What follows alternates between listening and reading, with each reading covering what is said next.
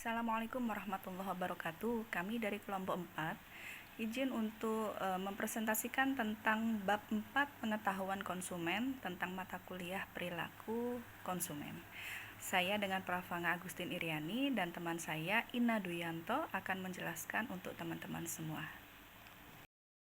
Baik, untuk pokok pembahasannya kita akan membahas beberapa poin seperti pengertian pengetahuan konsumen itu apa, jenis-jenis pengetahuan konsumen itu yang seperti bagaimana, serta kesadaran perilaku konsumen. Baik, kali ini kita akan membahas tentang apa sih pengetahuan konsumen itu. Jadi di sini pengetahuan konsumen adalah semua informasi yang dimiliki oleh seorang konsumen mengenai apa berbagai macam produk dan jasa serta informasi yang terkait dengan produk yang akan dibeli tersebut atau informasi apapun yang mengenai atau yang berkenaan dengan fungsinya begitu. Dan menurut para ahli psikologi kognitif bahwa pengetahuan konsumen itu dibagi menjadi dua, yaitu pengetahuan deklaratif dan pengetahuan prosedur. Di sini ada pengetahuan deklaratif yang terbagi menjadi dua, yaitu episodik dan semantik. Baik, pengetahuan deklaratif sendiri adalah fakta subjektif yang diketahui oleh seseorang. Arti subjektif di sini adalah pengetahuan orang tersebut mungkin tidak harus selalu sesuai dengan realitas yang sebenarnya. Sedangkan pengetahuan prosedur adalah pengetahuan mengenai bagaimana fakta-fakta tersebut digunakan. Menurut Mowen dan Minor 2022, pengetahuan konsumen dibagi menjadi 3 kategori, yaitu yang pertama pengetahuan objektif, di mana pengetahuan objektif adalah informasi yang benar mengenai kelas produk yang disimpan di dalam memori jangka panjang konsumen. Dan yang kedua adalah pengetahuan subjektif, di mana pengetahuan subjektif ini merupakan persepsi konsumen mengenai apa dan berapa banyak yang dia ketahui mengenai kelas suatu produk. Yang ketiga yaitu informasi mengenai pengetahuan lainnya. Konsumen mungkin juga memiliki informasi mengenai pengetahuan berbagai hal lainnya yang dapat membantu mereka untuk mengumpulkan info-info tentang produk yang akan dibelinya. Saya lanjutkan presentasi dari teman saya. Selanjutnya ada di poin B. Di sini ada jenis-jenis pengetahuan konsumen. Nah, pengetahuan konsumen itu sendiri dibagi menjadi 3 ya. Yang pertama ada di pengetahuan produk, kemudian ada pengetahuan pembelian, selanjutnya ada di pengetahuan pemakaian. Nah, pengetahuan produk itu sendiri adalah kumpulan berbagai macam informasi ya mengenai suatu produk. Di sini ada 3 jenis pengetahuan produk ya, yaitu pengetahuan tentang karakteristik, kemudian pengetahuan tentang manfaat produk, dan yang selanjutnya adalah pengetahuan tentang kepuasan yang diberikan produk bagi para konsumen. Nah, seseorang konsumen akan melihat suatu produk berdasarkan karakteristik atau ciri atau atribut dari produk tersebut. Atribut suatu produk dibedakan ke dalam atribut fisik, kemudian atribut abstrak. Nah, atribut fisik menggambarkan ciri-ciri fisik dari suatu produk itu. Misalnya, ukuran dari handphone Samsung itu dari panjang, lebar, dan ketebalan. Atribut ataupun abstrak di sini menggambarkan karakteristik subjektif ya dari suatu produk berdasarkan persepsi konsumen. Nah, selanjutnya ada di pengetahuan pembelian. Di sini pengetahuan pembelian ataupun purchase knowledge ya mencakupi bermacam potongan informasi yang dimiliki konsumen. Informasi itu sendiri bersumber ya ataupun berhubungan erat dengan perolehan produk. Nah, dimensi dari pengetahuan pembelian melibatkan informasi yang berkenaan dengan keputusan tentang di mana produk tersebut harus dibeli dan kapan pembelian itu harus terjadi. Jadi di mana membeli, kapan membeli, bagaimana cara membeli. Coba akan kita bahas satu persatu terkait dengan pengetahuan pembelian. Nah, satu adalah di mana membeli. Karena saluran yang ada ya memungkinkan banyak pesaing, konsumen harus memutuskan lebih jauh mana saluran yang harus mereka kunjungi. Keputusan di mana membeli ditentukan sebagian besar oleh pengetahuan pembelian konsumen. Pengetahuan pembelian itu sendiri mencakupi informasi yang dimiliki konsumen mengenai lokasi produk, di mana pengetahuan ini dapat mempengaruhi perilaku pembelian. Bila konsumen tidak akrab dengan sebuah toko itu sendiri ya, mereka harus lebih mengandalkan informasi yang didapat toko dan peraga untuk mengidentifikasi lokasi produk itu. Kemudian pengetahuan pembelian yang kedua ada di kapan mereka sih harus membeli. Nah, kepercayaan konsumen itu sendiri mengenai kapan membeli adalah satu lagi komponen yang cukup relevan ya dari pengetahuan pembelian itu.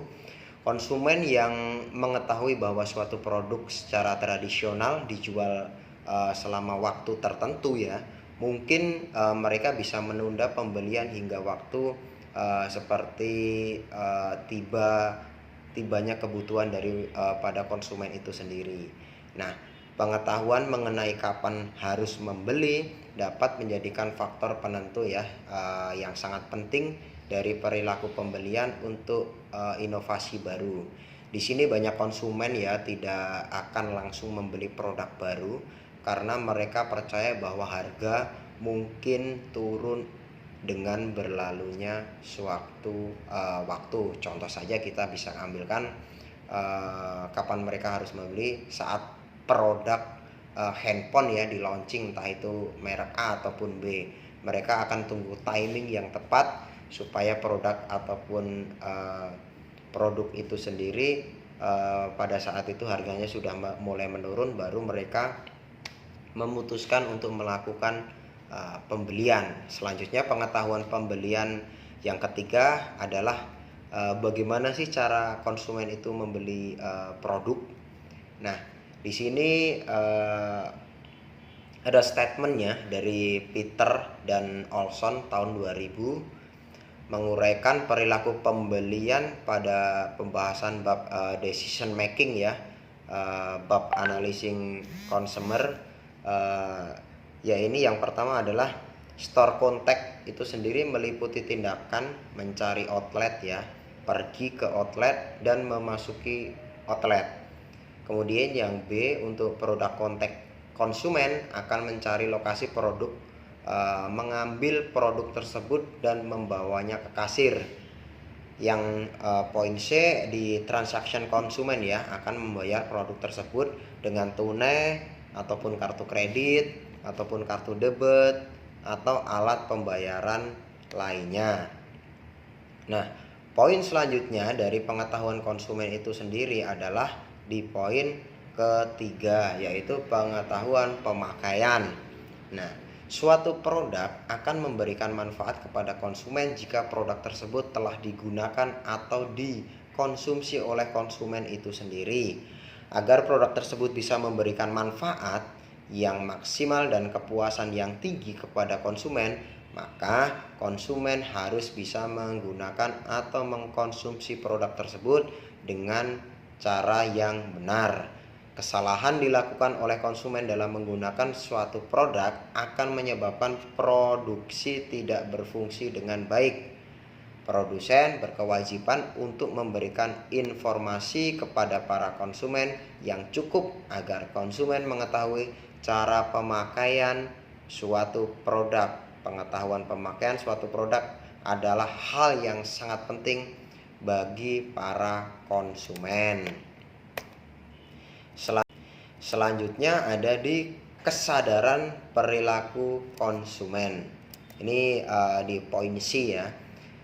Di sini hal yang lazim untuk menilai kesadaran merek adalah ukuran kesadaran ataupun puncak pikiran ya. Merek yang akrab dengan konsumen merupakan perangkat kesadaran ataupun awareness. Jelaslah sulit untuk menjual produk yang tidak dikenal. Sebagaimana akibatnya sasaran pemasaran yang penting adalah memindahkan merek ke dalam perangkat kesadaran para konsumen. Nah, kesadaran perilaku konsumen itu sendiri dibagi menjadi dua ya. Yang pertama ada di citra merek, yang kedua ada di pengetahuan harga. Citra merek itu sendiri pemasaran juga berkepentingan ya, atau memiliki perilaku yang penting dengan kepercayaan yang dianut oleh konsumen dan menentukan suatu citra merek. Nah, di sini pemeriksaan pengetahuan konsumen sangat mengenai sifat objek ataupun produk dikenal sebagai analisis citra ataupun image analysis. Sebagaimana saya kasih contoh di citra merek itu sendiri, konsumen akan lebih memudahkan menyebut merek pasta gigi tertentu karena iklannya yang menarik dari segi konsep iklan yang bercerita tentang ayah dan anak menggosok gigi dan si anak ditakut-takuti dengan adanya monster ya yang akan menyerang gigi bila malas gosok gigi. Pastinya Anda semua sedikit banyak sudah mengetahui iklan di televisi ataupun media sosial lainnya ya tentang iklan pasta gigi ya, di mana anak tersebut dikejar sama monster yang diibaratkan kuman-kuman di dalam gigi. Iklan itu sebenarnya sangat mengenai di pasar ya untuk menaikkan citra merek produk tersebut. Selanjutnya ada di pengetahuan harga. Di sini keputusan penetapan harga oleh eksekutif pemasaran mungkin pula bergantung kepada persepsi karena mengenai berapa baiknya konsumen mendapatkan informasi terkait dengan harga. Pemasaran akan lebih dimotivasi untuk menekankan harga dan berespon ya terhadap potongan harga yang kompetitif bila mereka percaya konsumen banyak mengetahui tentang harga yang ditetapkan di dalam suatu pasar ataupun tempat menjual. Nah, sebaliknya, tingkat pengetahuan yang rendah mengenai harga memungkinkan pemasar kurang memperhatikan tentang perbedaan harga yang diberikan sehubungan dengan pesaing itu sendiri. Bila konsumen sebagian besar tidak mengetahui ya tentang perbedaan harga yang relatif, pemasar dapat mengeksploitasi ya ketidaktahuan ini melalui harga yang lebih tinggi. Nah, berikut ini sebenarnya saya bisa sedikit menjelaskan tentang skema perilaku konsumen ya secara kognitif dalam proses membeli suatu produk. Yang pertama itu di tingkat kesadaran ya. Tingkat kesadaran itu sebenarnya prioritas tertinggi dari perilaku pembelian konsumen. Yang pertama ada di tingkat kesadaran, kemudian pemahaman, keyakinan dan tindakan. Kemudian yang kedua ada di tingkat kesadaran, pengetahuan, menyukai, pilihan, keyakinan dan pembelian. Kemudian yang ketiga ada di perhatian, ketertarikan, keinginan dan tindakan. Nah, poin selanjutnya ada di kesadaran, ketertarikan, evaluasi, percobaan, kemudian adopsi. Nah, jadi dari itu sendiri kan kita bisa mengasumsikan ya beberapa skema ya kejadian perilaku konsumen secara kognitif ya. Dari 4 itu tadi kita mungkin bisa mengambil kesimpulan sendiri mana yang bisa diadopsi di lapangan ataupun mana yang mungkin teman-teman sudah pernah mengalami untuk melakukan suatu pembelian ataupun untuk survei terkait dengan pengetahuan harga. Nah, Demikian presentasi dari kami ya, bab 4 tentang pengetahuan konsumen itu sendiri. Saya mewakili tim saya, Bu Eva, mengucapkan terima kasih. Apabila ada kesalahan mungkin datangnya dari kami pribadi, tapi apabila ada kelebihan itu datangnya dari Allah Subhanahu wa taala. Manfaat bisa Anda ambil, kesalahan bisa Anda tinggalkan. Terima kasih. Salam sehat untuk semuanya. Assalamualaikum warahmatullahi wabarakatuh.